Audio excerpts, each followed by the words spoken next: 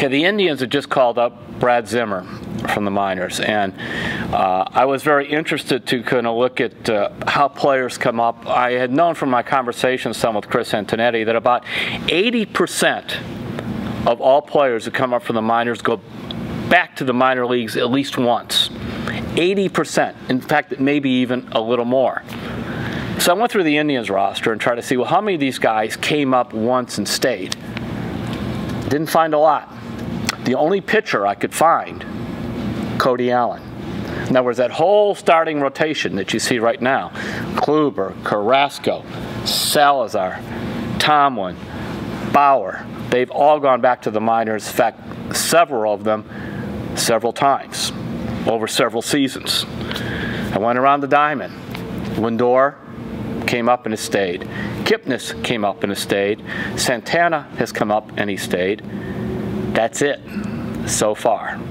So basically, I got 4 right now. It's possible I missed somebody, but I have 4.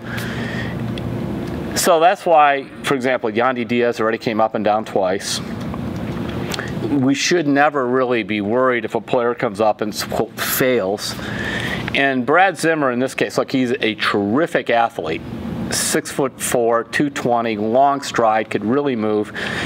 Part of the reason they brought him up is to help the outfield defense. When Zimmer was recalled from the minors a week ago, the Indians had the worst ranked outfield defense in the American League. That was according to a thing called Fangraphs.